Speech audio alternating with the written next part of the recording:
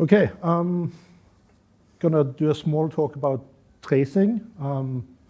First, as Stefan said, my name is Anders. I work at a company called Proactima, where we make a software as a service solution. And also I previously worked at Geodata. So tracing, there are several variants of tracing. You have application tracing, where you look at your specific parts of the code.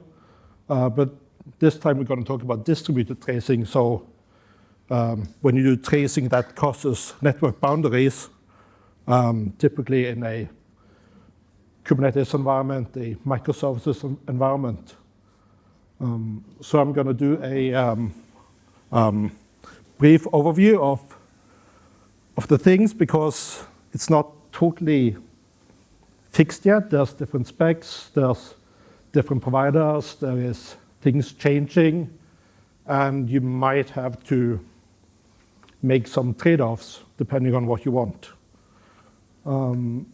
So this is mainly a high-level overview. I have some examples, and just a warning, I'm not an expert on this. I've just done it for us.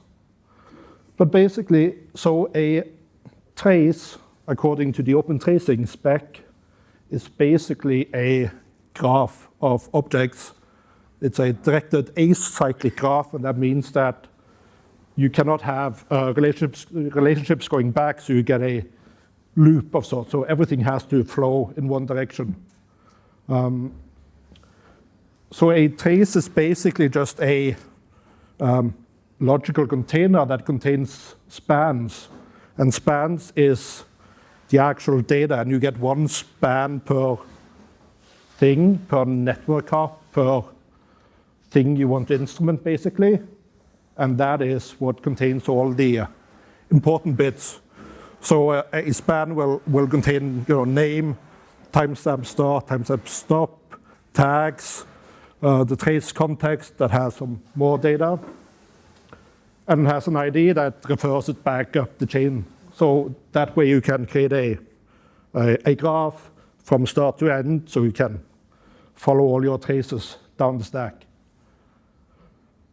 And tracing, opposed to logging audit, is mostly used for either troubleshooting or finding regression. So if you have a service that suddenly starts becoming slow, or a request that starts getting slower, you can use traces then to see where in your request path or where in your microservices path the change has happened. So as I said, distributed tracing, there's different specs. Once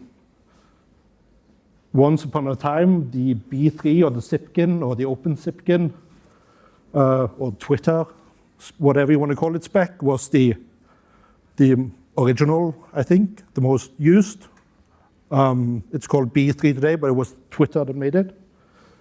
Then you have the Jaeger spec, that's also the Uber spec that Uber made. And then you have two W3C specs.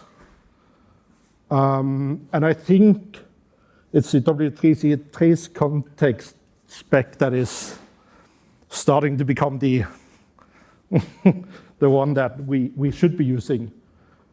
The problem, though, is that not every SDK service thing supports all the things, and you can't really interchange them. So if you use one format, you have to use that format for all the things.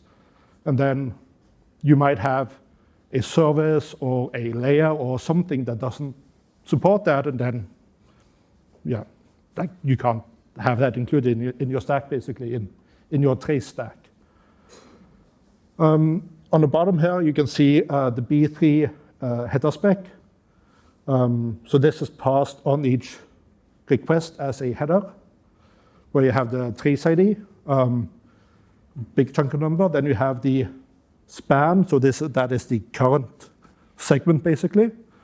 And then you have a single number, this case 1, that is the sampling, so if it should sample or not.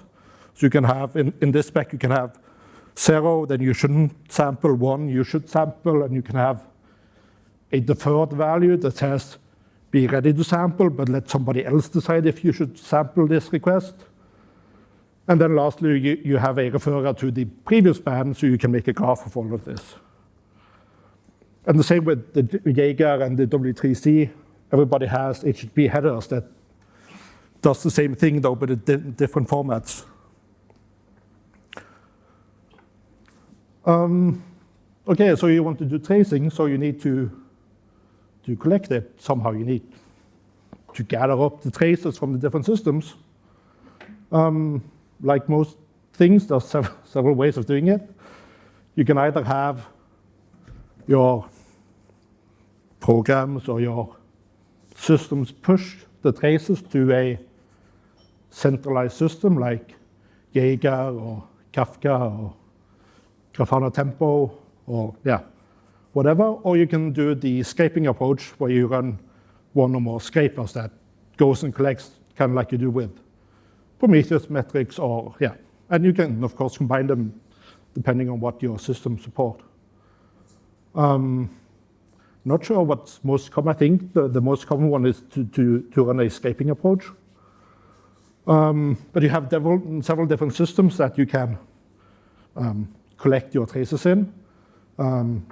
Jaeger, I think, is the most known, most used system. Personally, I'm using Grafana Tempo, which is Grafana's system. Works the same way as Grafana Loki and Grafana Mimir. So you have ingesters and distributors and object store behind the scene.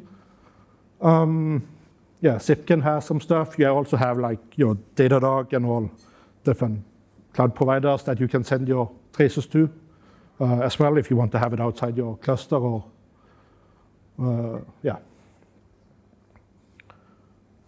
Then you need something to look at your traces. I mean, just having them doesn't do you any good unless you can look at it.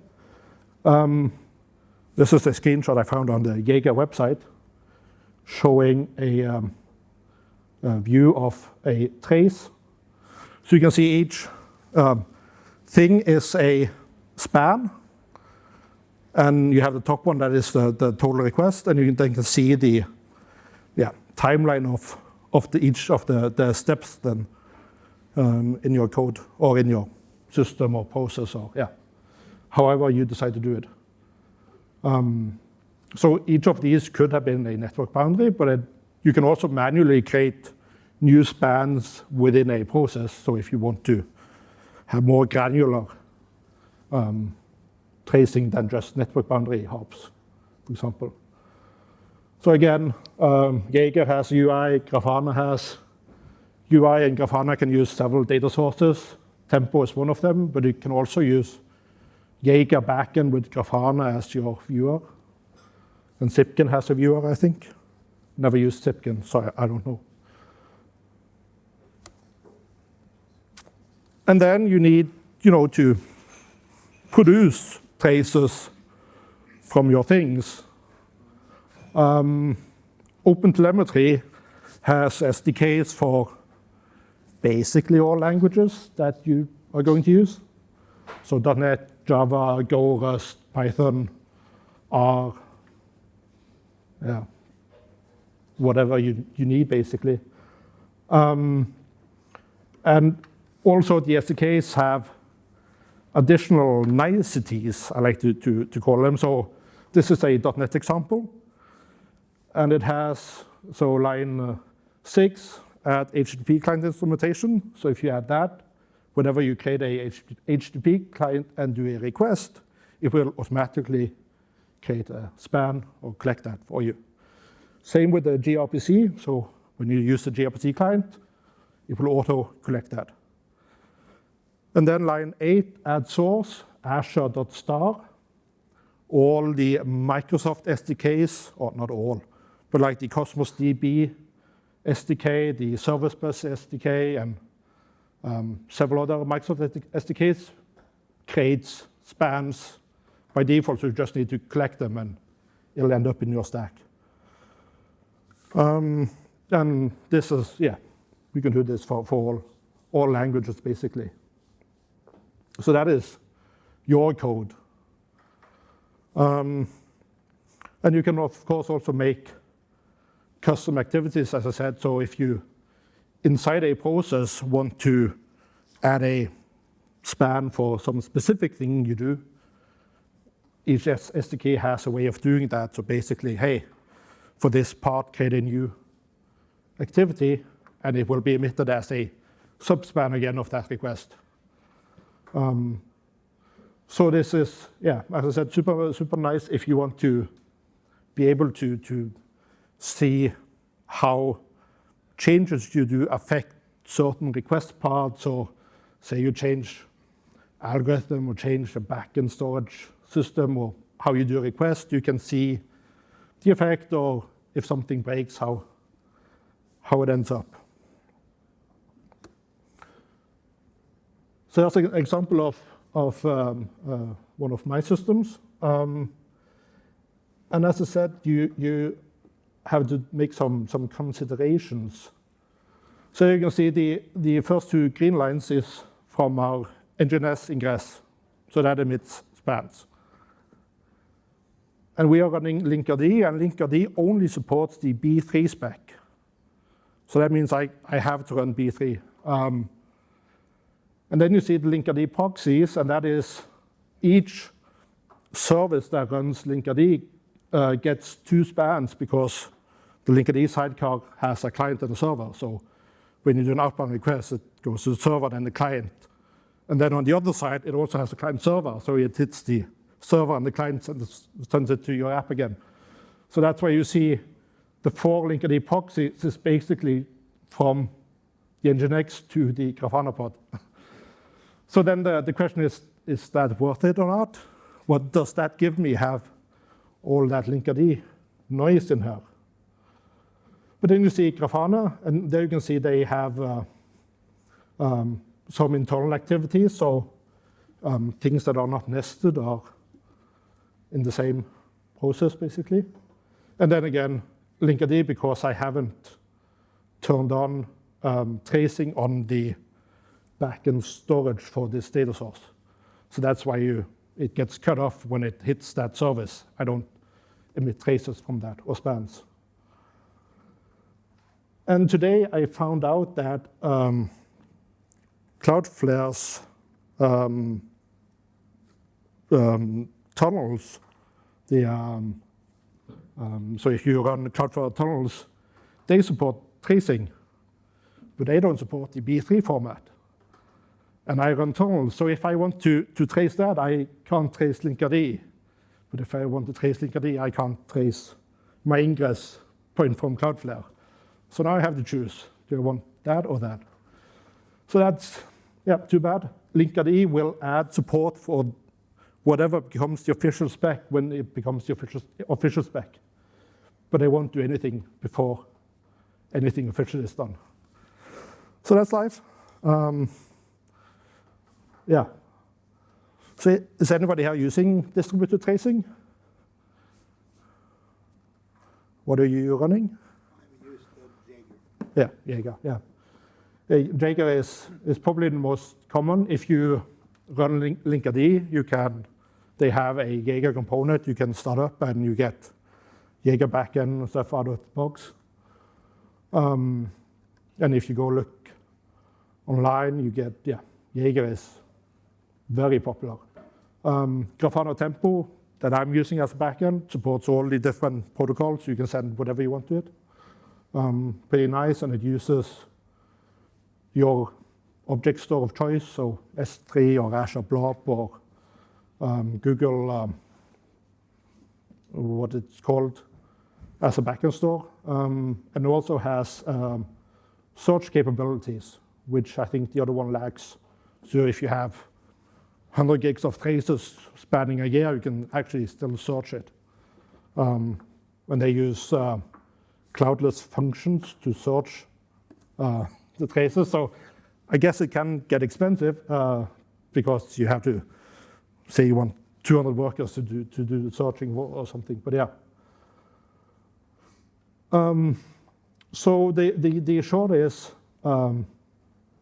distributed tracing is very nice when something doesn't work as the way it should, or you get a slowdown or anything like that. But you have to make trade-offs, and it can get finicky to set up because, different formats, different specs. What does your stack support, basically? What do you want out of it? Do you want Linkerd or not? Then you have to select B3 format, and then you can't get some other things in your stack, maybe. And then if you want that other thing, then you have to drop something else. So that is the highlight of tracing. Think about it, and be mindful of your choices, because you probably won't get everything you want.